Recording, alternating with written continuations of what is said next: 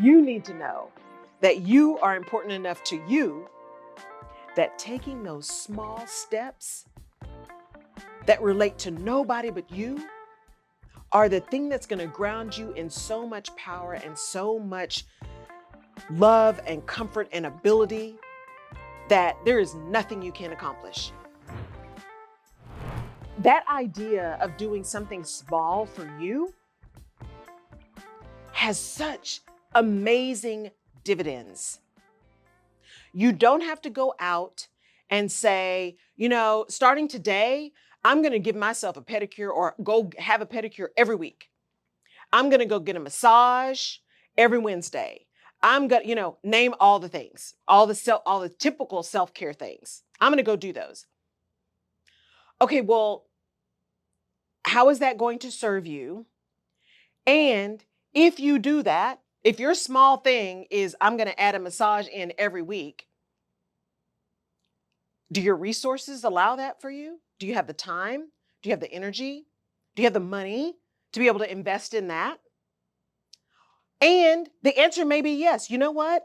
It is so critical for me to be able to serve the way I want to serve that I take this time, this hour or this 2 hours between driving there and coming back, that I take this every week. It is critical that I do this every week because by doing that, I am refilling my cup and I am on fire when I'm with my team or I'm with my family or I'm with my clients, right? I am peaceful. I am energized. I am joyful. I'm ready to give. I'm ready to be what I need to be for me and what I need to be for them when I make that investment. But you've done it intentionally. And that's the key. When you're taking action to do small things for yourself, it's the intent behind that that drives the power of that action. It's the intent to do something meaningful, to support yourself, to do something meaningful, to rebuild your energy, to refill your cup, right? That whole cliche, right? It is that intent behind it that enables the power to come through that action that you've taken for yourself, right? It's absolutely incredible the things that can happen when you move with intent, when you move with a thoughtful mind, with thoughtful action, being intentional about putting yourself on the list, and not only on the list, at the top of the list, gives you a level of power to serve that I think can't even be imagined. Especially if some of the action you also take is to really sit still with understanding who you are and what your purpose is. Because then that intentional action to spend time with you and spend your resources on you is able to be turned into really deep, meaningful, powerful feed through you to others, right? It's like about sowing seeds. When you sow into yourself as well, and you're creating, as they say, fertile ground in you, that fertile ground enables you to sow seeds that you can plant somewhere else. When you take the time to say, no, I'm just not going to do that. It just doesn't make sense for everything else I'm trying to do right now for me to spend time doing that thing. When you are able, willing, and intentional in doing those things, saying no to the things that don't make sense, so you have room to say yes to the things that do, the way you show up and the power with which you show up because you're more energetic, you're more focused, it is just, it's unimaginable how great it is and how many amazing things you can do to that. Some of the small things that I really encourage you to do, and well, let me say one of the small things I really encourage you to do is to not only be intentional about connecting with your village, right? The people that are in your circle who really build you up and move you to places that make sense for you. But if you think about investment of time, energy, money, right? Think about where you can invest that will help you move forward, help you be you, help you take care of you, right? One of the investments I have is in my therapist. I've been investing in my therapy for years, and I wouldn't be able to do what I'm doing now without that. And I have no shame in talking about that, right? At all. And I think one of the positive things that came out of COVID was we don't have as much shame connected to taking care of our mental health as we used to. So I highly, highly recommend finding a really good therapist, even if it's group therapy, whatever, counseling, right? Um, a way that gives you an outlet to deal with whatever it is you're dealing with that you find yourself really heavy with. The other thing is, if you are an entrepreneur, if you are anywhere, lead people, trying to build something, any of that, if you're early in your career, whatever you're doing, if there's something you are trying to do and you're trying to do it to the best of your ability, what are you willing to invest in your own coach, your own mentor, your own guide? And that doesn't necessarily mean it's monetary investment, right? But there's a reason why coaches have coaches and therapists have therapists and doctors have doctors. You can't always see your own stuff. And so part of the small actions you can take care of you and to really honor yourself so that you can honor others through the service that you give is, what is the thing that you do to build you up, to hold yourself accountable, to give yourself the kind of guidance, mentorship, all of the things that you need. How are you doing that? And again, it doesn't have to be monetary, right? You can, mentorship isn't always monetary. In fact, usually mentorship isn't. That's more about relationship, right? A reciprocal relationship in most cases. If it's really going to work, it's a reciprocal relationship. How are you doing that small thing, finding that mentor, finding that person that can lift you up? How are you doing that so that people can find you, see you, work with you, get the best of you because you're giving the best of you to yourself, right? Because despite what people say, there really is enough to go around. There really is. There's enough to go around. And if you invest in yourself and the things you need to drive what you need, that ability to really pour out in a way that makes you feel seen, heard, prosperous, supportive, helpful, purposeful, all of the things, that's there in spades. That's there in spades. But you have to have taken a small action that is focused on nobody else but you. Nobody else but you. So I am hereby, for those of you who need it, I am hereby giving you permission to put you first, giving you permission to make that call, giving you permission to say no to that thing, giving you permission to not take that trip, to not go to that party, to not take that meeting, to help that client find someone else that serves them better. I'm giving you permission to do that. But here's the key. You don't need my permission. You need your permission. You need to know that you are important enough to you that taking those small steps that relate to nobody but you are the thing that's going to ground you in so much power and so much love and comfort and ability that there is nothing you can't accomplish. Absolutely nothing you can't accomplish. And I know that sounds cheerleadery and pie in the sky-ish, but I'm telling you, if you take care of you first, there is so much more to give to other folks. The key is that we don't, again, as I said earlier, we don't take big old pendulum swings to say, okay, now it's all about me. I'm not taking calls. I'm not taking meetings. I'm not getting more clients. I'm not, all the things I'm not going to do because I am first on the list. That's a whole different thing, right? That's not what I'm talking about. I am talking about still staying clear on your vision, staying really aligned with who you are, and then taking action that is aligned with who you are and connects your purpose to what you are trying to build. It's that part. It's saying, you know what? Those massages that I'm doing every week is not about the massage. I'm not going to the place where they're just burning incense and playing great music and just, it's just rest. I'm going to the place that's working out these knots and making sure that I am mobile and making sure that I can move, because when I am healthy and when I am moving well, when my body's moving well, that means I feel better, and that means I think better, which means I serve better. In that same vein, it could be, you know what? I need that massage where I don't want her talking to me. I want them to just barely pass their fingers over my body. I want big incense. I want the heated towel. I want all the things, because that is the only time I get peace and quiet, and that my brain slows down. And when my brain slows down, I am able to think through all of those things that have been bugging me.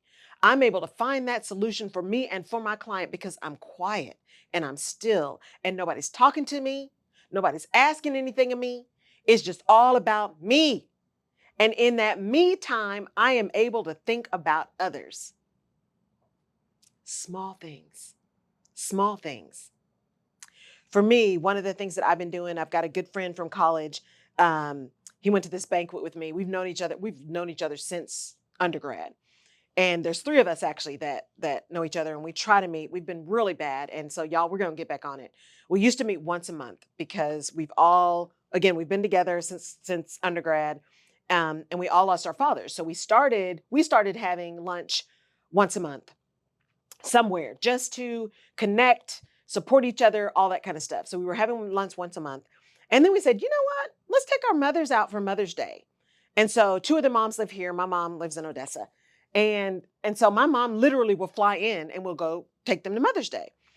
And it was so cool. And we get them little corsages, and we go out and we'd hang out, and we just love them. And they love that time to spend time together and to spend time with us. And we love watching them. Right. So it's just a great time for all.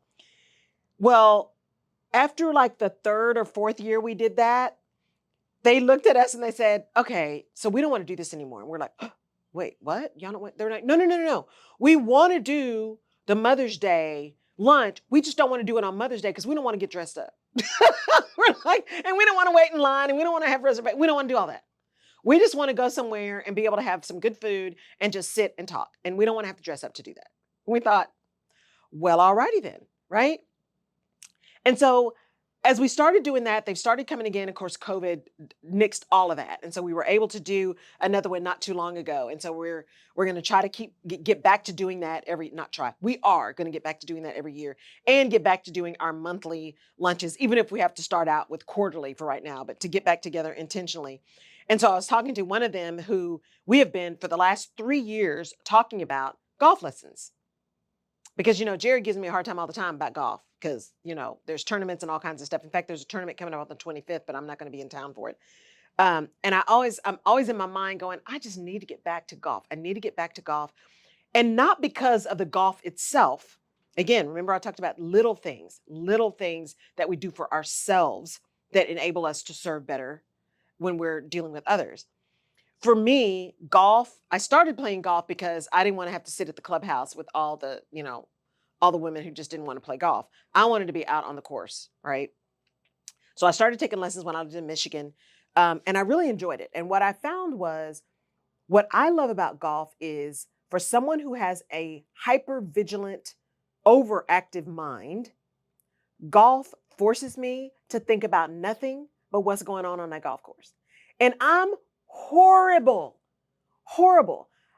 Give me a scramble. I'm good at a scramble, but don't make me play my own ball. Y'all, we'll be there for 4 days. I can't do it, right? I am horrible. Now, I look good, which is a big part of it, right? I mean, the hat matches the bags, right? Matches the shoes. I look like I know what I'm doing, but I don't. But the process of golf and playing golf gives my brain a chance to let go of everything else and focus on what I'm doing. So my college friend and I have been talking a lot about, we need to do it. We need to get on the course. He actually used to play and compete a lot when he was younger, and he's been wanting to get out too. And we keep putting it off and putting it off and putting it off. Well, lo and behold, remember I said earlier, that stillness, in that stillness, and if you force yourself, and well, let me rephrase that. If you allow yourself to be aware and to be open to the things that are supposed to come to you, what you need shows up.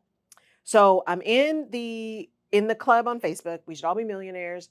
There's another schmilly that's there, and she was putting out some things about her new offer. She happens to be a golf pro. She's in Atlanta. She happens to be a golf pro.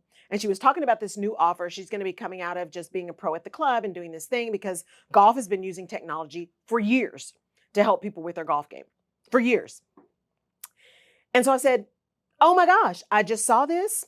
I would love to get on a call with you because I've been wanting to do this because it's so good for my spirit to, and we just haven't done it and blah, blah, blah, blah, blah. Let's chat.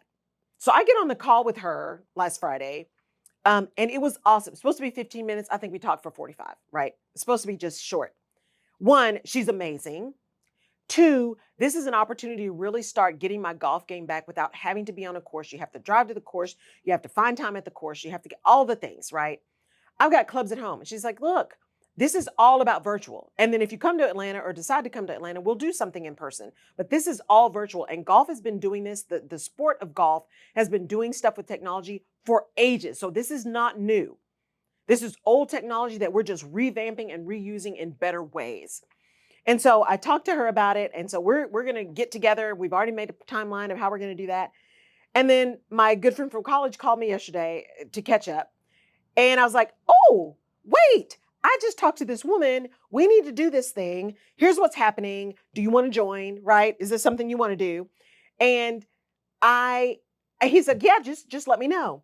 Well, this morning, again, because I'm open, this morning I get an email from her. I'm now on her email list. I'm like, dang it, I need to just ask her. Send her a note. Here's what I'm doing. Here's what I really want to do. I've got this friend of mine. Is this something we can do? And no, I'm not asking for special pricing. None of that. As a business owner, here's what I would like to be able to do. Is that possible? And what does it cost? Right?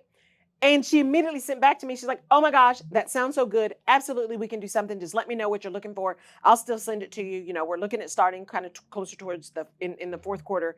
How are we going to do this? Right? And it was that small step saying, I have been wanting to do golf and been talking about getting back on the golf course for at least 3 years, at least. And I've not done anything. I've called a few people here. I've looked up a few golf pros. I've done a few, but not really taken action. Everything else has gotten in the way. And I decided to take a small step in seeing this person, God wink, here's someone in a group, own business, Black owned business, Black woman golf pro, right? Ticking all the boxes. And I decided to take the first step, small step for me to just reach out and say, hey, can we chat about it? And then through that chat, okay, can we just get started on this? Here's my timing because I do have some things I've got to complete and I want to be able to give my full energy to it. But here's my timing. Does that still work? Oh, by the way, I've got a friend who really wanted to do this. Hey, does this sound good for you? Small things. And none of that has anything to do with my clients, with my business, with speaking, with coaching, with consult. None of that. It has nothing to do with any of that. It had everything to do with me taking a step towards the thing that frees my mind, that forces me to be still, forces my brain to stop being in hyperactive mode and to just focus, which enables me to be outside, to see the trees, to breathe the air, to be in some sun, although not this heat, right? It enables me to do all of the things that really feed me so that I am positioned, capable, willing, and ready to serve. Right? So it is totally aligned with who I am. It is totally connected to the vision that I have for what I want to do. And the action I am taking is all about me, not about the other people. And that is not selfish. That is actually selfless. Because in doing that for me, I am able to show up and do things for others, right? It's a whole different mindset. It's a whole different mindset. I want to wrap this up with a call to action for you guys around taking action that is self-focused, taking action that has nothing to do with anybody else but you. And here's that call to action for you guys. And then we're going to do some shout outs, and then I'm going to talk about some things for the business. The call to action for all of you is this. It is the 19th. It's the 19th of September. By the end of September, by September 30th, that comes next week. I think it's next Saturday. By the end of September, I want you to have thought through and found a small thing, nothing that's going to cost you a mint in time, energy, or money, a small thing that has nothing to do with anyone but you. I want you to find it. I want you to figure out how you can do it. And then I want you to actually make a plan to make it happen. And that plan includes a time and a set date, even if that means you have paid for it early, of when you're going to start. Okay, so that's your call to action. By the end of month, what is the thing?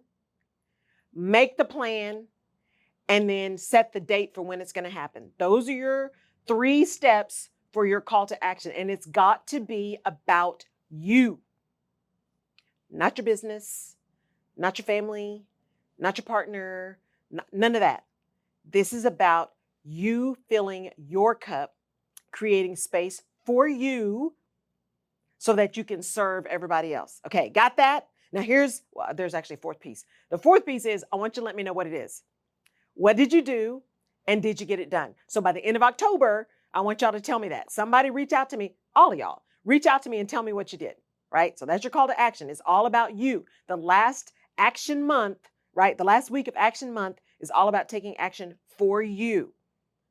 So your call to action is find that thing that's for you, identify what it is, make a plan to make it happen, and then set the date, right, of when it's going to be accomplished. And then let me know what you did and how it went.